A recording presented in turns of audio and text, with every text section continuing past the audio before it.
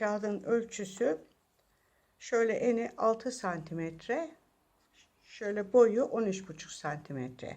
Yani eninin 2 katının 1,5 fazlasını aldım. Bu vaziyette kestim. Şimdi bunların nasıl bantlandığını göstereceğim size. Bir tane örnek yapacağım. Bakın. Şimdi kağıdımı alıyorum. Şöyle koli bandım var arkadaşlar. Şeffaf. Ve kağıdın görünmesini istediğim kısmı şöyle yapıştıracağız.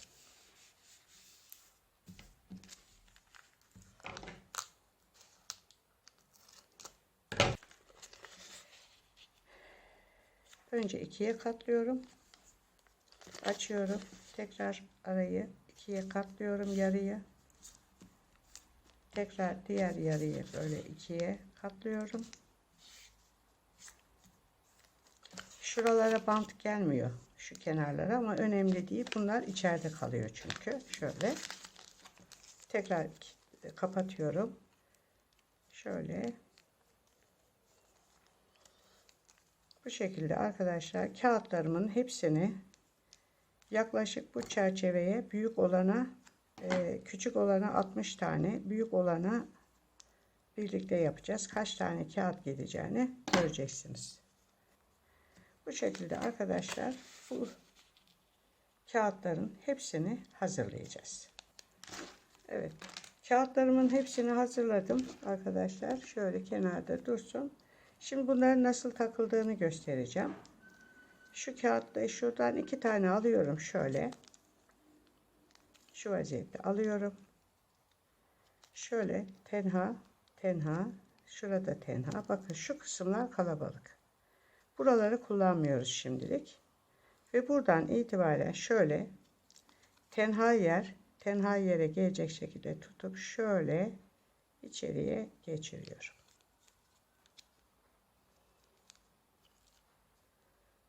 Evet. Bir tane daha alıyorum. Bu sefer şu vaziyette şöyle içeriye sokuyorum.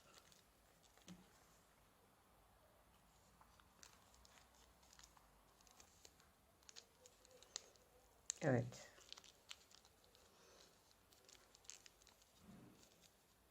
Bakın şu vaziyette şöyle böyle zigzag yapacağım. Bununla ilgili arkadaşlar videolarım var. Onları incelerseniz bunların nasıl yapıldığını görürsünüz. Şimdi bu yaptığım resim çerçevesi şöyle ince, şu kısmında bir tane koydum. Şimdi bunu genişi birlikte yapacağız. Bu arada benim kağıdım 2 renk kağıdım olduğu için bir tarafı beyaz, bir tarafı kahverengi kağıdımı kullanıyorum. Çünkü sırf kahverengi kağıdım yetişmedi. Şimdi şu köşeyi yapacağım. Burayı yapmak için arkadaşlar şu vaziyette içeriye gireceğim. Şöyle. Şöyle gideceğim. Şöyle. Bakın. Bakın. Tamam mı? Şöyle köşe oldu. Şimdi şuradan şöyle yukarıdan şöyle aşağıya iniyorum. Kağıdım ona göre takacağım. Bakın. Gördünüz mü? Bakın kağıdımı tam köşeye yaptım. Kare kare. Şimdi şu ara boş. Buradan şu aradan şöyle dışarıya çıkacağım.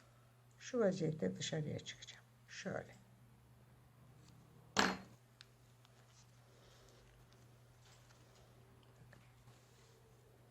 Şimdi şuradan şöyle aşağıya iniyorum.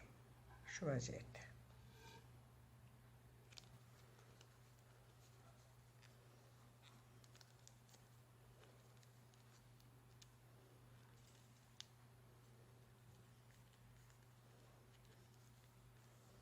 Tamam mı arkadaşlar? Böyle oldu. Şimdi buradan şöyle yukarıya çıkacağım. Bakın.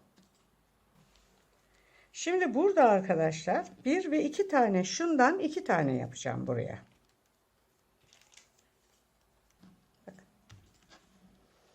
Şimdi buradan mesela bunu daha geniş çerçeve isterseniz şu sayıları 3'e çıkarırsınız, 4'e çıkarırsınız ama ben bunu ikili yapacağım. Bu sefer şöyle, çünkü şu kareden yapıyoruz ya, şöyle aşağı ineceğim buradan. Şu aradan, bakın şu aradan şöyle yukarıya çıkıyorum.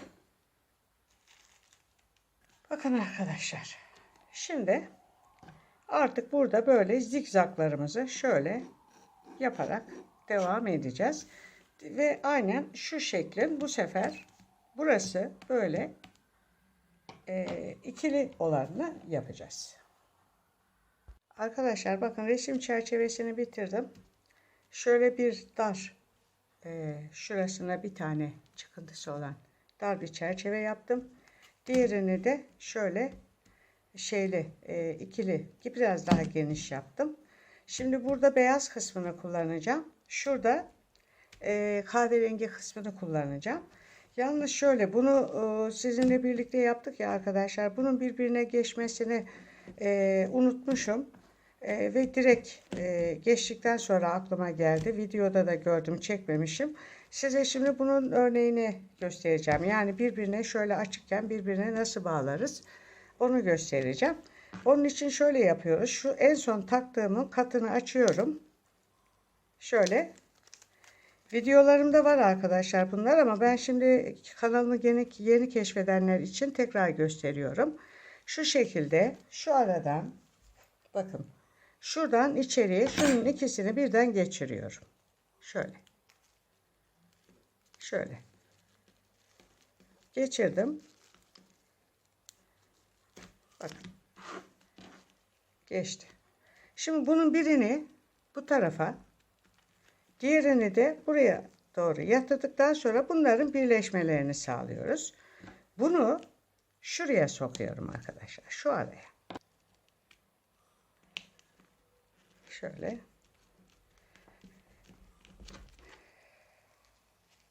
Şunun da aynı şekilde şöyle tutkal sürüyoruz.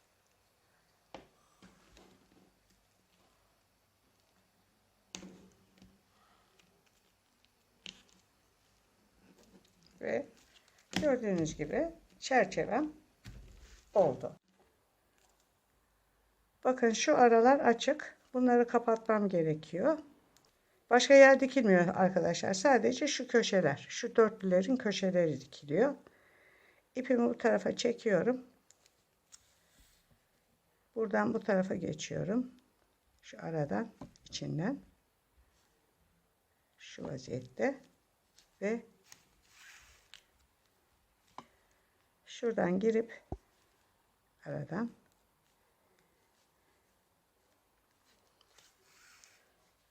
şöyle dönüyorum. Bu şekilde arkadaşlar bunların bu kısımlarını dikeceğiz. Şöyle. Şimdi bunu diktikten sonra arkadaşlar bunu bu şekilde kullanacağım. Onun için bunun üstüne herhangi bir süs yapmıyorum. Şunun beyaz kısmını kullanacağım. Onun için de buna şöyle stickerlarım var arkadaşlar. Şöyle kedi. Biraz daha aşağıya getirerek yapayım. Mesela bunun şu kısmına bir kedi yaptım. Cam kullanmıyoruz arkadaşlar bunlarda. Asetat kullanacağız. Asetat almanıza gerek yok. Evde şeffaf kapaklı dosyalarımız vardır. Onlarla da aynı işlemi yapabilirsiniz. Ama benim elimde asetat olduğu için asetatımı kullanıyorum. Şöyle kesiyorum. Çerçevenin boyutunda.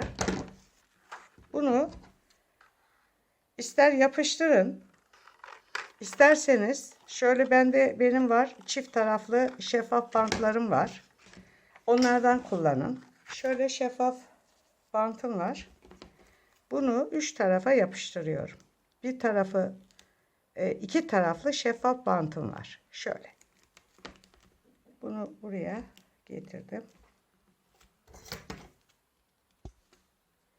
Şöyle. Bunun katını açıyorum. Açtım. Şurayı tutturacağız. Bantımı kaldırayım. katını açıyorsunuz. İki tarafı yapışkanlı.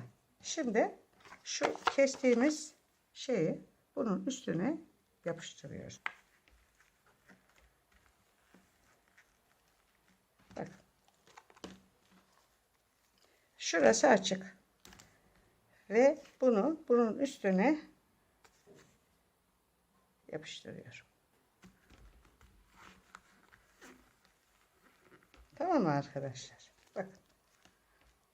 Evet, resim çerçevem hazır. Şimdi şurada fotoğrafı nasıl yerleştireceğimizi gösterelim. Hazırladık ya arkadaşlar. Şimdi şöyle ters döndürüyoruz. Şu kısmını boş bıraktık biliyorsunuz. Hemen şuradan şu kartonla asetatın arasından içeriye doğru şöyle sokuyoruz. Evet, bakın fotoğrafı şu aradan iterek yerleştirdim. Sonra şöyle bir şeyim var, askı. Onu da şuradan yapıştıracağız. Arkadaşlar gördüğünüz gibi beyazı tamamladım.